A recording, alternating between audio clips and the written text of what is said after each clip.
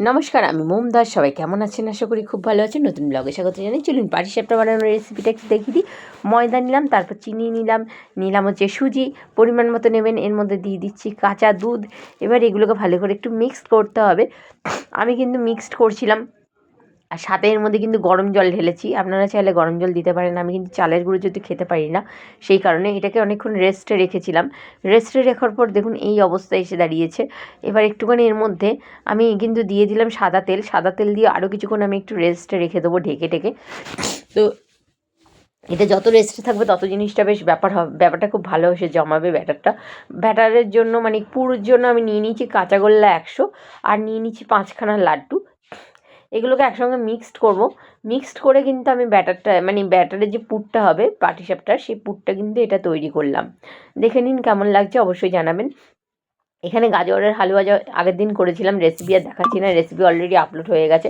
এর মধ্যে জাস্ট আমি একটুখানি কাঁচা সন্দেশ ভেঙে দিয়েছি, আগের দিন যেটা দিইনি, আর হচ্ছে তেজপাতা দিয়েছিলাম।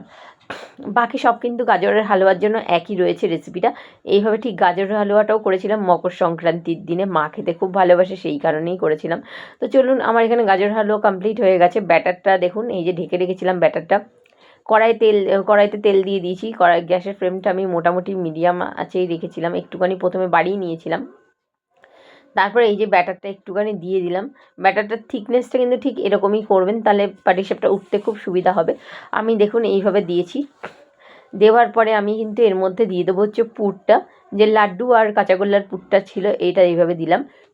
দিয়ে উল্টে পাল্টে দেখুন ভাঁজ করে নিচ্ছি। পাটিসাপটাতে দেখেছেন কোনো লাগছে না, কি সুন্দরভাবে উঠে গেল পাটিসাপটাটা। একটু আধটু যদি বলেন লেগে গেছে, তাহলে কিছু করার নেই, একটু আধটু তো লাগবে। এপিট ওপিট ভালো করে একটু ভাজা করে নিলাম, হালকা আছে ভাজা করে নিয়ে কিন্তু এটাকে নামিয়ে নিতে হবে। তো চলুন, এটা কমপ্লিট হয়ে গেছে। নেক্সট আরেকটা পাটিসাপটা দিয়ে দিয়েছি। এই দেখুন, এটাকেও আমি আস্তে আস্তে কিন্তু মানে কি উল্টো পাল্টে দিচ্ছি। এই দেখুন, এই যে উল্টো পাল্টে দিলাম। এবার এটাকেও দেখুন ভাজা হয়ে গেছে কমপ্লিট। তো বাঙালির মিষ্টি না খেলে চলে না, আর মিষ্টি মানে হচ্ছে পিঠে পুলির সময় পিঠে পুলি। তো এই যে পাটিসাপটাগুলো বানিয়ে নিচ্ছি এইভাবে। এই দেখুন, পাটিসাপটাগুলো এইভাবে ঠিক বানানো হয়ে গেছে। এপিট ওপিট করে ভালো করে হালকা আছে ভেজে নেবেন, একটু তেল দিয়ে। সাদা তেলটা দিয়েছিলাম, আমি সাদা তেল দিয়ে ভাজছিলাম। তো আমার এরকমভাবেই পাটিসাপটা খেতে খুব ভালো লাগে। যাই হোক, সবাই এক এক রকম নিয়মে বানায়। এই যে পাটিসাপটাগুলো কালা হয়ে গেছে, কমপ্লিট হয়ে গেছে। এবার চলুন, এটা দিয়ে আমি কি বানাবো, চিতই পিঠে। তো চিতই পিঠে বানানোর জন্য যে পুরটা ছিল একটুখানি রেখে দিয়েছি, তার আগে একটু দুধ গরম জল দিয়ে মানে কি দুধটা বসিয়ে দিয়েছিলাম। এর মধ্যে কিশমিশ আর কাজু বাদামটা দিয়ে দিয়েছিলাম।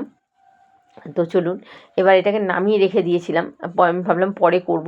তো এই যে কড়াই বসিয়ে দিয়েছি, কড়াই একটু তেল দিয়ে দিয়েছি। তেলের মধ্যে আমি দিয়ে দিচ্ছি এই যে, এটাই ডিমের কুসুম ভেবে কেউ ভুল করবে না, এটা চিতই পিঠে। তো ঠাকুমা এভাবে করতো, আমি দেখেছি ঠাকুমার সময়। আমি যা সেইভাবে করতে পারি না, তো আমি যেটা পেরেছি আমি সেটা করেছি। একই ব্যাটারের পুর কিন্তু, ময়দা সুজি চিনি, আমি আর কিছু দিইনি। কমপ্লিট হয়ে গেছে। এগুলো সব আস্তে আস্তে আমি কিন্তু তুলে নেবো। গ্যাসের ফ্লেমটা একদম লো স্টিম আঁচে রেখেছি। এই যে আমার তুলে নিচ্ছি এগুলো। তোলা কমপ্লিট হয়ে গেছে। এবার এটা হচ্ছে তেলের পিঠে বানাবো। তেলের পিঠে বানানোর জন্য একটু মৌরি বেশি করে লাগবে, কারণ এটা হচ্ছে তেলের মালপোয়া করছি। আমি কিন্তু অনেকগুলোই পিঠে বানিয়েছিলাম, শুধু রসে দেবো না। মালপোয়া করার জন্য আমাকে জাস্ট কি করতে হবে, একটু বেশি তেল নিয়ে নিতে হবে।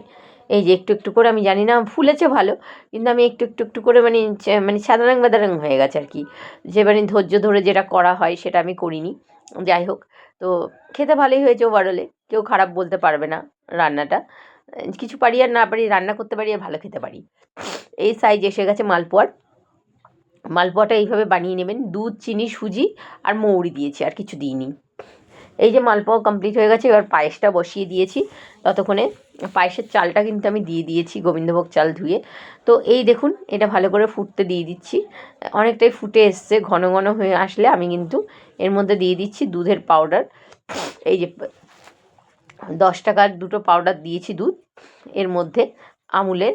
তো যেহেতু আমুলের দুধ ছিল, আমুলের পাউডারটাই দিয়েছি, স্প্রেটা দিয়েছি। এর মধ্যে চিনি ঢেলে দিচ্ছি, পরিমাণ মতো সব কিছুই দেবেন, চিনিও পরিমাণ মতো দেবেন।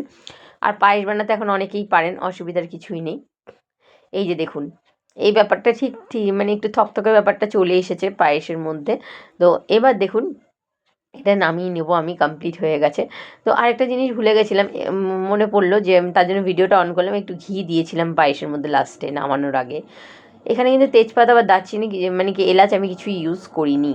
তো এই দেখুন পাটিসাপটা হয়েছে, তেলের মালপোয়া হয়েছে আমাদের বাড়িতে। আর এই দেখুন হয়েছে চিতই পিঠে, এই যে হলো গাজরের হালুয়া, আর এই হলো পায়েস। তো বলুন